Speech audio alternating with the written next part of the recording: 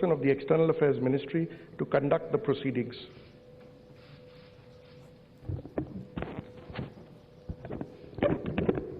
Good afternoon, ladies and gentlemen. I welcome you all to this press event. To begin the proceedings, may I request the Honorable Prime Minister of India, Shri Narendra Modi ji, to deliver his statement to the media. Your Excellency, President. Your Excellency, President Edgar Lungu, Zambia से आए अभी हमारे सभी सम्माननीय अतिथि, who are here from Zambia, friends, friends, नमस्कार। good afternoon. राष्ट्रपति Lungu और उनके डेलीगेशन का It's a pleasure for me to extend Bharat में हार्दिक warm स्वागत करते welcome हुए to President Lungu and to his मुझे बहुत delegation खुशी in हो रही India. है। वे अफ्रीका के पहले राष्ट्राध्यक्ष हैं Head of state from Africa जो नई सरकार बनने के to बाद visit India after भारत यात्रा the कर रहे हैं। formation of the new government. यह प्रेसिडेंट लुंगू की It is also भारत की पहली यात्रा President भी Lungu's first visit to India. और उसका स्वागत करने का हमें And अवसर मिला therefore, है। this is an opportunity for us to welcome him. Bharat और जाम्बिया के संबंध जाम्बिया की आजादी से भी पुराने हैं। जाम्बिया भारत का महत्वपूर्ण मित्र और विश्वसनीय पार्टनर है। समान लोकतांत्रिक मूल्यों में हमारा विश्वास है और विकास की साझा आकांक्षाओं को हम दोनों देशों को आपस में जोड़ती है। हमारी व्यापक साझेदारी ट्रेड और कॉमर्स, इन्वेस्टमेंट और इंफ्रास्ट्रक्चर से लेकर डेवलपमेंट कोऑपरेशन, कैपेसिटी बिल्डिंग और मजबूत सांस्कृतिक और जन संबंधों तक फैली है। फ्रेंड्स, आज प्रेसिडेंट लुंगू और मैंने अपने संबंधों के सभी पहलुओं पर उपयोगी चर्चा की है। हम इस बात पर सहमत हैं कि ट्रेड बास्केट में विविधता और निवेश संबंधों को और आगे बढ़ाने से दोनों देशों को लाभ होगा। डेवलपमेंट कोऑपरेशन के अंतर्गत एक और विश्वसनीय साझेदार के रूप में भारत अपने विकास के अनुभवों को आसान तरीके से साझा करता रहा है। हमें खुशी है कि इससे जाम्बिया के विकास में सहायता पहुंची है। यह संतोष का विषय है कि भारत के सहयोग से स्वास्थ्य, पावर जनरेशन तथा लुसाका में ट्रैफिक को आसान बनाने के प्रोजेक्ट्स में अच्छी प्रगति हो रही है। मुझे ये सूचित करते हुए खुशी हो रही है कि भारत सरकार जाम्बिया में एक इंक्यूबेशन सेंटर को स्थापित करने में सहयोग करेगी। इसके अतिरिक्त भारत कृषि को बढ़ावा देने के लिए 100 सोलर इरिगेशन पंप उपलब्ध कराएगा। हम जाम्बिया को 1000 टन चावल और 100 टन मिल्क पाउडर भेजेंगे। जाम्बिया खनिज संपदा से भरा हुआ देश है। अन्य खनिजों के अलावा भारत जाम्बिया से बड़ी मात्रा में तांबा लेता है। मिनरल रिसोर्स पर एमओयू माइनिंग के क्षेत्र में हमारे सहयोग को और बढ़ाएगा। खनिज संसाधनों की खोज और उन्हें निकालने की रूपरेखा तैयार की जाएगी।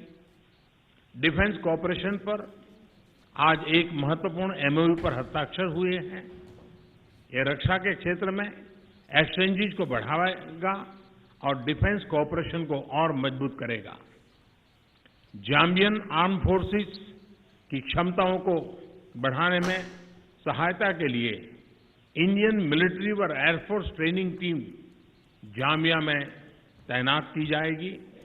भारत जाम्बिया एयरफोर्स बेस पर 5 फायर टेंडर्स की भी तैनात करेगा। मुझे खुशी है कि जाम्बिया ने हमारे टेली एजुकेशन और टेली मेडिसिन के महत्वाकांक्षी कार्यक्रम ई विद्या भारती और ई आरोग्य भारती को ज्वाइन किया है।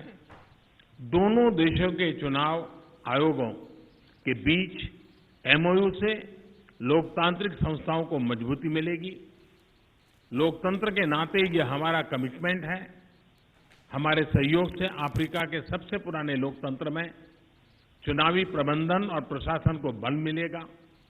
हम चाहते हैं कि health care, tourism, agriculture, food processing, mining और एनर्जी में मौजूद अवसरों का उपयोग करने के लिए दोनों देशों में उद्योगों और व्यापार को प्रोत्साहित किया जाए। इंडिया जाम्बिया बिजनेस फोरम की आज दोपहर में होने वाली बैठक इन क्षेत्रों में एंगेजमेंट बढ़ाने में सहायता करेगी। इंटरनेशनल सोलर अलायंस में जाम्बिया का स्वागत है। आर्थिक प्रगति और पर्यावरण के लिए सोलर एनर्जी का बहुत महत्व है। इंटरनेशनल सोलर अलायंस में हम साथ मिलकर बहुत कुछ कर सकते हैं। फ्रेंड्स, जाम्बिया में भारतीय मूल का बड़ा समुदाय हमारे बीच एक मजबूत कड़ी है। सांस्कृतिक आदान प्रदान और कैपेसिटी बिल्डिंग में सहयोग इन संबंधों में नए आयाम जोड़ते हैं। जाम्बिया के डिप्लोमेट्स की ट्रेनिंग में शामिल होकर हमें प्रसन्नता हो रही है। एक्सेलेंसी, हमारा निमंत्रण स्वीकार करने के लिए मैं आपको एक बार फिर से बहुत बहुत धन्यवाद देता हूं। नई दिल्ली में आपकी उपस्थिति ने हमारा गौरव बढ़ाया है। मैं फिर एक बार आपके डेलीगेशन का बहुत बहुत धन्यवाद करता हूं। Thank you, sir. It is now my pleasure to... Your Excellency, Prime Minister Modi, members of the press, ladies and gentlemen, first and foremost, let me profoundly thank the government and people of India for the warm welcome and generous hospitality accorded to me, my delegation, and all others in the entourage since our arrival in this beautiful historical city of New Delhi.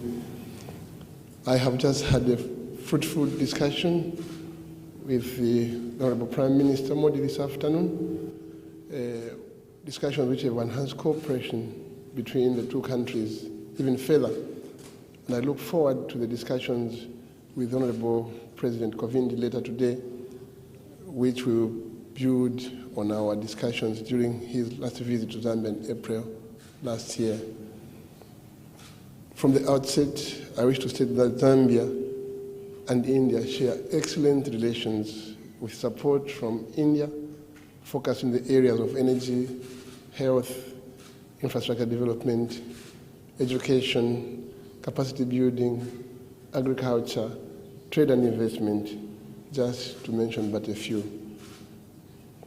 Projects being undertaken in Zambia today with the support of the Indian government includes the Lusaka Traffic Decongestion Project, construction of 650 health posts across the country, construction of the Mahatma Gandhi Convention Center, establishment of the Entrepreneurship Cooperative Development Center, and the upgrading of the Mahatma Gandhi Primary School to secondary school level, among other projects.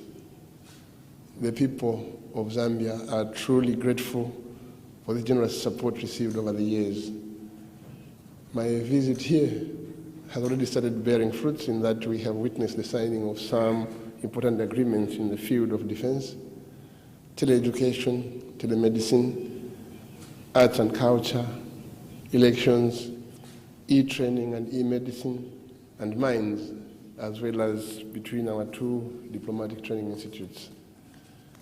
Your Excellencies, ladies and gentlemen, we look forward to the revival of the Zambia-India Joint Permanent Commission on Cooperation, which will take stock of the implementation of agreed areas of bilateral cooperation and will further explore new areas of cooperation.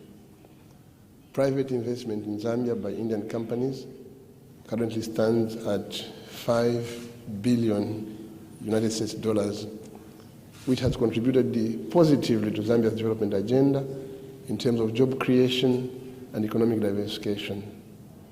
We would like to see more Indian companies coming to partner with Zambian companies as a result of this visit. Your Excellency, I'm happy to announce that apart from the government officials, I have been accompanied on this visit by a business delegation from Zambia who would like to partner with the Indian business community in various areas of interest. I am confident and extremely confident at that the Zambia-India Business Forum, which is taking place today, will foster trade and investment linkages of mutual benefit to our two friendly countries. Evidently, India is an important and strategic partner in Zambia's quest for enhanced socio-economic development as articulated in our country's 7th National Development Plan. The said visit, therefore, will build on the achievements and enhance cooperation between the two countries even further. I therefore wish to reaffirm the Zambian government's commitment to enhancing the excellent relations and cooperation with India at both bilateral and multilateral levels for the mutual benefit of the people of our two countries. I thank you, Your Excellency. Thank you, ladies and gentlemen. Thank you, Excellency. This concludes the press